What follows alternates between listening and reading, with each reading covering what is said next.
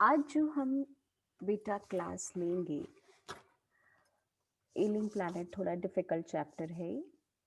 तो जो क्लास आज हम लेने वाले हैं, उस क्लास में हम सबसे पहला क्वेश्चन ये समझेंगे कि ये जो ग्रीन मूवमेंट है, ये मूवमेंट इतना ज़्यादा सक्सेसफुल क्यों हुआ। हुँ? तो जब ये स्टार्ट हुआ तब से लेकर आज तक इतना सक्सेसफुल क्यों हुआ। फिर हम एक और इम्पॉर्टेंट क्वेश्चन का जवाब पढ़ेंगे कि ये सस्टेनेबल डेवलपमेंट क्या होता है। जैसे हमने पढ़ा हॉलिस्टिक एंड इकोलॉजिकल व्यू, वैसे ही हम पढ़ेंगे ये डेवलपमेंट तो सुना है, पर सस्टेनेबल डेवलपमेंट क्या होता है। फिर हम एक बहुत इस चैप्टर का इम्पॉर्टेंट क्वेश्चन पढ़ेंगे कि इंसान को सबसे डेंजरस एनिमल क्यों कहा है। और फिर हम मिस्टर झा का एक क्वेश्चन पढ़ेंगे, समझेंगे कि वो क्या कहते हैं। तो अब मैं बात करती हूँ कि बेटा जब से ये ग्रीन मूवमेंट शुरू हुआ अर्थ को ठीक करने के लिए, तब से ये कभी पीछे मुड़ के नहीं देखा इसने। क्यों? तो आप इसका जवाब दोगे 3 पॉइंट्स में। और दूसरी बात ये कि ये जो 3 पॉइंट्स है ये 2 मार्क्स के क्वेश्चन में भी आ जाते हैं। तो सबसे बड़ी चीज है कि मूवमेंट ने, ग्रीन मूवमेंट जब से शुरू हुआ, इसने हमें अवेयर कर दिया। अवेयर करने का मतलब क्या होता है? हमें नॉलेज दे दी। इसने हम आज तक जो मैकेनिस्टिक और मटेरियलिस्टिक व्यू हमारा था, उसको देखने का तरीका बदल दिया। अब हम हॉलिस्टिक और इकोलॉजिकल व्यू देखते हैं। और मैकेनिस्टिक व्यू से इकोलॉजिकल व्यू में हम जो शिफ्ट हुए, ये शिफ्ट इतनी तेजी से और इतना ज्यादा हुआ, जैसे कॉपरनिकस ने जब बोला कि सोलर सिस्टम में अर्थ जो है वो घूमती है, सन स्टेशनरी है। ये बात जब कॉपरनिकस ने बताई तो लोग मानने को तैयार नहीं थे। और जब उन्होंने माना तो इतना बड़ा शिफ्ट, क्योंकि वो हमेशा से सोचते थे कि अर्थ जो है वो फिक्स्ड है, सन घूमता है। तो ये जब उसने बात कही तो लोगों का एकदम से शिफ्ट रेडिकल और बहुत ज्यादा ग्रेट था। उतना ही ग्रेट शिफ्ट हमारा मैकेनिस्टिक व्यू से बेटा इस वाले व्यू पर आ गया। दूसरे नंबर पर ये मूवमेंट इसलिए सक्सेसफुल रहा क्योंकि इस मूवमेंट ने एक बात प्रूव कर दी, और वो ये कि अर्थ कोई नॉन लिविंग चीज नहीं है। अर्थ एक लिविंग ऑर्गेनिज्म है जिसकी अपनी मेटाबॉलिज्म होती है। इसकी बॉडी की कुछ जरूरतें हैं, उसे पूरा करना है। तो ये चीज बहुत आराम से सबको समझ में आने लगी। और तीसरा, इस मूवमेंट ने हम लोगों को ये सिखा दिया कि हम इस अर्थ के केयर टेकर्स हैं, केयर करने वाले हैं। और हम जो केयर टेकर्स हैं वो हम किसकी केयर कर रहे हैं? अर्थ की। किसके लिए कर रहे हैं? अपनी फ्यूचर जनरेशन के लिए। तो हमें रिस्पॉन्सिबल केयर टेकर बनना है, क्योंकि हमें इस अर्थ को अपनी फ्यूचर जनरेशन को देना है। हम तो ट्रस्टीज हैं। हम तो उनकी प्रॉपर्टी की, जो फ्यूचर जनरेशन है उसकी प्रॉपर्टी की देखभाल करने के लिए हैं, ट्रस्टीज हैं हम तो। इसी वजह से ये जो हमारा ग्रीन मूवमेंट है ये इतना सक्सेसफुल हुआ। अब इन्होंने बोला डेवलपमेंट तो करना पड़ेगा। अब डेवलपमेंट तो हम रोक नहीं सकते।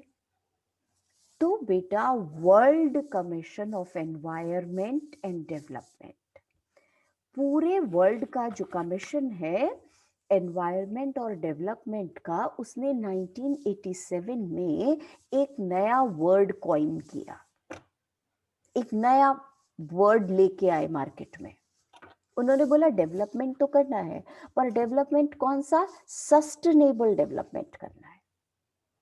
नोट्स में तुम देखोगे मैंने सस्टेनेबल डेवलपमेंट की 2 डेफिनेशंस दी हैं। तो आप बेटा वो 2 डेफिनेशंस जो हैं उसमें से कोई एक याद कर लेना, दोनों का मीनिंग सेम है। सस्टेनेबल डेवलपमेंट का मतलब ये है आज हमें डेवलपमेंट करना है, पर इस तरीके से करना है कि फ्यूचर जनरेशन जो है उसका कोई भी ज़रूरतों को हम कॉम्प्रोमाइज नहीं करेंगे। ऐसा डेवलपमेंट नहीं करेंगे कि फ्यूचर जनरेशन के पास कुछ रिसोर्सेज ही ना रह जाए। इसका मतलब ये था कि हम अपने रिसोर्सेस का ऐसे यूटिलाइजेशन करेंगे कि आज डेवलपमेंट हो और फ्यूचर जनरेशन के लिए कुछ बच भी जाए। एक्सप्लॉइट नहीं करना है, खत्म नहीं करना है। ठीक है, पहले ये दोनों चीजें पढ़ते हैं और फिर आगे पढ़ेंगे। तो नोट्स पे बेटा जो हमारा सेकंड पेज है वहां से पढ़ रहे हैं।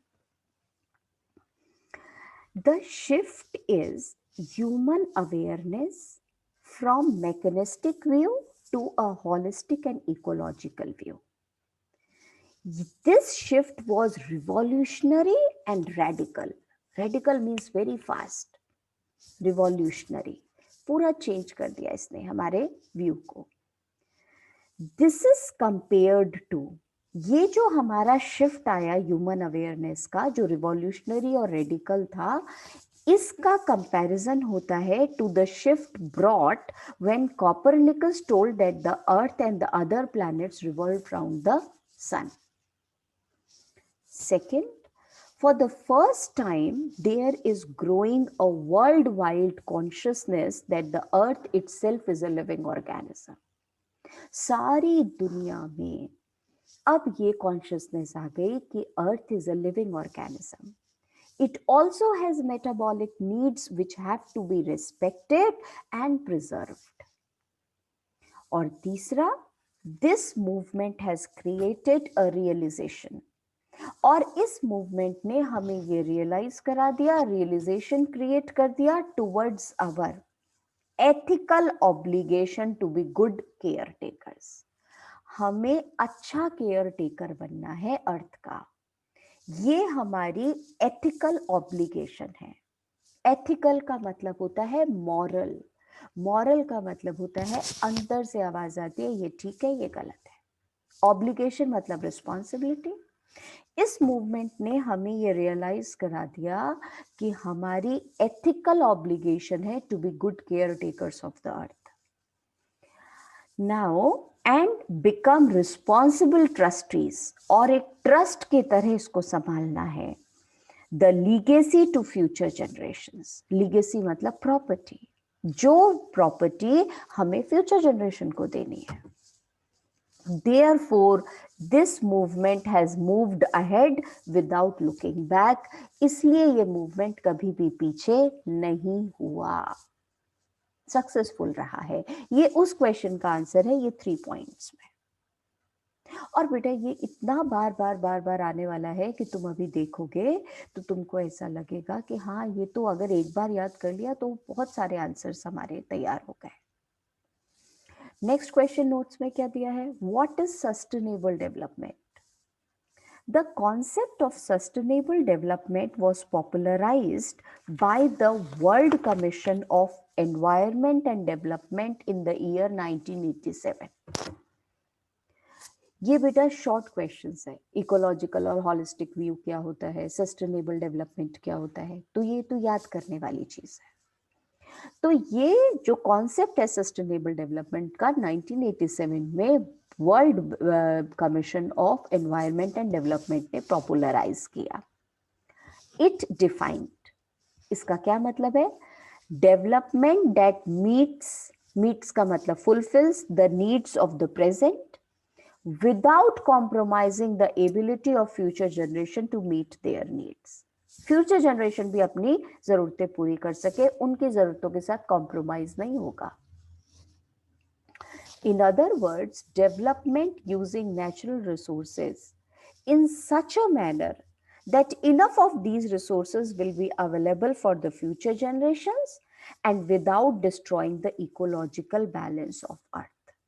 या फिर इसकी दूसरी डेफिनेशन याद कर लेना. डेवलपमेंट का मतलब हो गया सस्टेनेबल डेवलपमेंट का यूजिंग नेचुरल रिसोर्सेज, इस तरीके से यूज करो इन रिसोर्सेज को that it will be available for the future generations also and it will not destroy the ecological balance of the अर्थ. अब इस पेज पर एक नया पैराग्राफ है और वो पैराग्राफ आपको बहुत सारे पॉइंट्स बताएगा. मैन को दुनिया का सबसे डेंजरस एनिमल क्यों कहा गया है? इसलिए कहा गया है मैन सबसे खतरनाक जानवर इसलिए है बेटा क्योंकि हम मटेरियलिज्म और मैकेनाइजेशन की वजह से अर्थ को डिस्ट्रॉय करते चले जा रहे हैं. हम उसकी इकोलॉजी को कंट्रीब्यूट नहीं करते, बढ़ाते नहीं हैं, जबकि इस अर्थ पे रहने वाले बाकी सारे स्पीसीज, जितने तरीके के जानवर हैं, पक्षी हैं, वो सब के सब अर्थ के इकोलॉजिकल बैलेंस को मेंटेन करने में हेल्प करते हैं, सिर्फ इंसान नहीं करता. कोई भी नेचर से ज्यादा नहीं लेता, जितनी जरूरत है बस उतना लेता है. इंसान एक ऐसा स्पीसीज है जो नेचर में से जरूरत से ज्यादा चीजों को ले रहा है. तीसरे नंबर पर दे कुछ नहीं रहा है वापस. तीसरे नंबर पर हम इस अर्थ पर शेयरिंग बेसिस पे नहीं रह रहे, हम तो डोमिनेट करने के लिए रह रहे हैं. बाकी सारे स्पीसीज शेयर करते हैं और हम डोमिनेट करते हैं, इसलिए इंसान को सबसे ज्यादा डेंजरस खतरनाक जानवर बोला है. अब बेटा इसमें एक और चीज है. कहाँ बोला है मैम, कहाँ लिखा है ऐसा? तो वो कहते हैं आप अफ्रीका में जाम्बिया जो है वहां जाएं. जाम्बिया में लुसाका के आप चिड़ियाघर घूमने जाओगे, जू घूमने जाओगे, वहां एक पिंजरा है जिसके बाहर लिखा है the world's most dangerous animal. तो आपका मन करेगा देखने का कि ओहो देखो कौन सा डेंजरस एनिमल है दुनिया का. तो उस केज के अंदर, उस पिंजरे में कुछ नहीं रखा हुआ है, सिर्फ एक शीशा लगा हुआ है और वो शीशा आपको ये बताता होता है कि आप खुद ही सबसे डेंजरस एनिमल हो. ठीक है. In the zoo at Lusaka, Zambia, there is a cage with the notice the world's most dangerous animal. Inside the cage is a mirror. कोई जानवर नहीं है, शीशा है.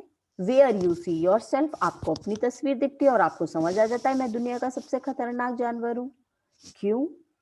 This is true as man in his lust for materialism and mechanization has been destroying the nature. Lust का मतलब grid, हम अपने लालच में डिस्ट्रॉय करे जा रहे हैं. Whereas all other animals took from nature only as much as they require to fulfill their physical needs.